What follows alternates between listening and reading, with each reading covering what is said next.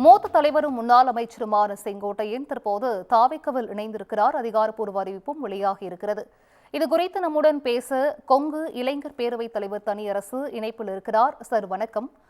50 ஆண்டுகளுக்கு பிறகு செங்கோட்டையன் தனது பாதையை இன்று மாற்றி அமைத்திருக்கிறார். இது பற்றி உங்களது பார்வை என்ன? உங்களது கருத்துக்களை பதிவு செய்யலாம் சார்.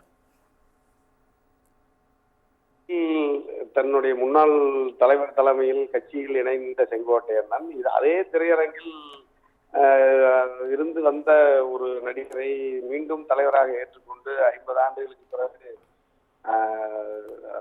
கட்சி மாறி இருக்கிறார், அல்லது ஒரு நடிகரை தலைமையாக ஏற்றுக்கொண்டு மீண்டும் அரசியல் பயணத்தை தொடரவிருக்கிறார் என்பது தமிழ்நாட்டு அரசியல்ல ஒரு ஒரு பெரும் பிழையை அல்லது தமிழ்நாட்டு அரசியலின் ஆரோக்கியமற்ற போக்கை இது காட்டுகிறதுங்கிறதுல நம்மள மாதிரி தத்துவ அரசியல், ஒரு சித்தாந்த அரசியல், தமிழ் இனம், மொழி, திராவிடம், பகுத்தறிவு, சமூகம், சமத்துவம், இந்த தளத்துல இயங்கக்கூடியவங்க, நம்ம பொது உடைமை, இது மாதிரி இப்ப நம்ம ஒரு ஒரு ஒரு அரசியல், சுதந்திரம், ஜனநாயகம், மக்களாட்சி, தனி மனித உரிமை, இவைகளெல்லாம் இந்த தளத்துல இயங்கின நம்முடைய இந்திய அரசியல் அல்லது தமிழ்நாட்டு அரசியல் இப்படி திரையரங்கை சுற்றி சுற்றியே அரசியலும் அரசியல் அதிகாரமும் கைமாறுவது அல்ல அதை சார்ந்து இந்த சமூகத்தை வழிநடத்துதுங்கிறது ஒரு ஆரோக்கியமான ஜனநாயக அரசியலுக்கு முரணா இருக்கிறதுங்கிறத நாம 50 ஆண்டுகளை கடந்த பிறகு கூட 50 ஆண்டுகள் அரசியலில் பக்குவப்பட்ட ஒருவரே கூட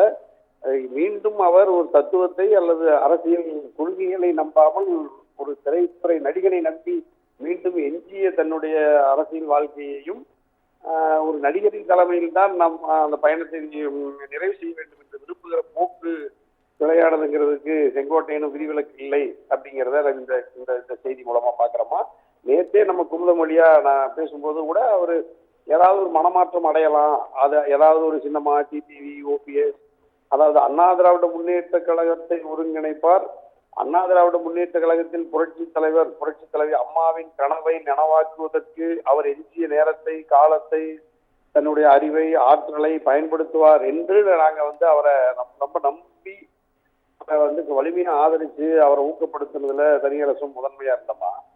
ஆனா அந்த எதிர்பார்ப்புக்கு மாறா அண்ணா திராவிட முன்னேற்ற கழகத்தை வீழ்த்துவதற்கு அண்ணா திராவிட முன்னேற்ற கழகம் தேர்தல் களத்திலோ அரசியல் தளத்திலோ ஒரு பொருட்டே இல்லை என்று தாழ்வாக மதிப்பீட்டுடன் அரசியல் பயணத்தை துவக்கி இருக்கிற நடிகர் விஜயின் தமிழக வெற்றி கழகத்தில் போய் இணைகிறார். அப்ப 50 ஆண்டு காலம் இந்த நாட்டுக்கு அடையாளப்படுத்தி தன்னுடைய கட்சியை அது வீழ்ந்து வருகிற சூழ்நிலையில், அது ஒற்றுமை இல்லாமல் சிதைந்து வருகிற நிலையில், மக்களின் ஆதரவு குறைந்து வருகிற நிலையில் அதை மீண்டும் சரித்து ஒழிக்கிற ஒரு நேர் எதிரான தமிழக வெற்றி கழகத்துல போய் இணைஞ்சிருக்கிறது. செங்கோட்டையனே இப்படி போனதுக்கு அப்புறம் நம்ம அதிமுக இருக்கிற 2 கோடி தொண்டர்கள்ல நம்ம யாரமா குறை சொல்றது. ஆகவே இந்த செங்கோட்டையனுடைய இந்த முடிவு, இந்த பயணம் அவருடைய ஒட்டுமொத்த அரசியல் வாழ்க்கையில் இவ்வளவு காலமும் அவர் கட்டி காத்த அந்த ராஜ விசுவாசத்திற்கு எடுத்துக்காட்டு செங்கோட்டையன் என்கின்ற பிம்பம் தகர்த்தெறியப்பட்டிருக்கிறது. புரட்சி தலைவி அம்மா அவங்கதான் என்னுடைய உயிர்னு சொல்லிட்டு இருந்த அந்த செங்கோட்டையனுடைய அந்த இத்தனை ஆண்டு காலம் அந்த விசுவாசத்தினுடைய அந்த வடிவமும் சிதைந்து இப்பொழுது அவரும் ஒரு சாதாரண அரசியலில் ஒரு பிழைப்புவாத அரசியல்வாதி, பதவிக்காக அல்லது எந்த எல்லைக்கும் அல்லது யாரோடு வேண்டுமானாலும் கைகோர்ப்பார்கள் என்கின்ற சாதாரண மனிதர்களை போலத்தான் எங்க அண்ணன் செங்கோட்டையனும் போயிட்டாரு என்கிறதமா வருத்தமான செய்தி. அதிமுகவினுடைய தொண்டர்களுக்கு அதாவது எடப்பாடியை பழி வாங்கணும்னு விரும்புறதை விடமா அதிமுக வலிமையிலிருந்து அது செல்வாக்கிலிருந்து அழிகிறதுங்கிறதுல வருத்தப்படாம செங்கோட்டையன் போய் இப்ப ஒரு இன்னொரு கட்சியில போய் இணைஞ்சு அது மகிழ்ச்சியா உள்ள போறாருங்கிறதெல்லாம் என்னமா செய்வது. இதை விட அரசியல்ல ஒரு தாழ்வான உச்ச நடவடிக்கையாகவும் சம்பவமாக இதை பார்க்கிறேன். தமிழ்நாட்டு மக்களும் அப்புறம் இப்படித்தாம இருக்காங்க. இது மாதிரியான ஒரு கதம்ப அரசியல், ஒரு நல்ல கொள்கையற்ற அரசியல், கட்சி மாறி எத்தனை முறை கட்சி மாறினாலும் அவர்களை ஆதரிக்கிற போக்கு இந்தியா முழுக்க இருக்கு. அது தமிழ்நாட்டிலையும் கூடுதலா இருக்குங்கிறது ஒரு ஆரோக்கியமான அறிவு சார்ந்த ஒரு நேர்மையான அரசியல் இந்த மண்ணில் இல்லை என்பதற்கு இது ஒரு சான்று. அதே மாதிரி விஜய் நான் வந்தா ஒரு மாறுதலை தரப்போறேன், எனக்கு இந்த மாதிரி திமுக, அதிமுக, காங்கிரஸ், பாஜக இது மாதிரி எந்த தவறான பிழையான லஞ்சம் மற்ற ஊழல் இவைகளிலிருந்து நான் மாறுபட்ட ஒரு நேர்மையான நிர்வாகத்தை தரப்போறேன்னு சொல்லிட்டு வந்த இந்த விஜய் இப்ப பக்கத்துல யாருமா இருக்கிறா? இப்ப அதிமுகவில் 50 வருஷமா இருந்து இருக்கிற செங்கோட்டையன் இப்ப போய் அங்க ஒரு வலதுகரமா இருக்கிறார். ஏற்கனவே விடுதலை சிறுத்தைகள் திமுகவில் இருந்து வந்த ஆதவத்தினால நீங்க இப்ப பாருங்க ஸ்கிரீன்ல நம்ம ஓடிட்டு இருக்கு, துமுகத்திலயும் உடனே எல்லாத்துலயும் பார்க்கறோம்.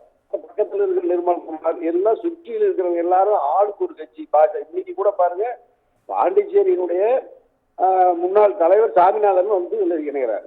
அப்ப அங்க இருக்கிற பல்வேறு கட்சியிலிருந்து பாஜகவிலிருந்து அதிமுகவிலிருந்து பல்வேறு அரசியல் கட்சியிலிருந்து வர்றவங்களை எல்லாம் கொண்டு விடுதலை சிறுத்தைகளிலிருந்து எல்லா கட்சிகளிலிருந்து வர்றவங்களை வச்சுக்கிட்டு இந்த விஜய் எந்த நிர்வாக மாற்றத்தையும் அரசியல் மாற்றத்தையும் தமிழ்நாட்டுல நிகழ்த்துவதாக சொல்றாருன்னு அதுவும் பெரிய கேள்விக்குறியா இருக்கு. அப்ப இந்த நடிகர் விஜயும் இந்த மாதிரி எல்லா கட்சியிலிருந்து மற்ற அந்த கட்சிகளுக்கு துரோகம் இழைத்து விட்டு வருகிற ஒரு துரோக கூட்டத்தை சுற்றி நிறுத்தி கொண்டு தமிழ்நாட்டு அரசியல் மக்களுக்கு துரோகம் செய்வதற்காக கட்சி விடுதலை தமிழக வெற்றி கழகத்தை துவக்கி இருக்கிறார் விஜய் இன்னும் தடியரசு செய்கிற விமர்சனமும் உண்மையா இருக்கு. அப்ப இவரு விஜயும் பாஜகவுடைய ஆளு அப்படின்னு நம்ம பாக்குறோம். அப்ப பாஜகவின் உத்தரவின் பேர்ல தான் செங்கோட்டையன் போய் விஜயோட இணைகிறார். பாண்டிச்சேரியுடைய பாஜகவின் தலைவர் அங்க போய் சாமிநாதன் போய் தவேகாவில் இணைகிறார். அப்ப ஏற்கனவே எடப்பாடி அதிமுகவையும் பாஜக கட்டுப்பாட்டில் வைத்து இயக்கியது. இன்னொரு துணை அமைப்பாக விஜயையும் பாஜக கட்டுப்பாட்டில் இயக்குகிறது.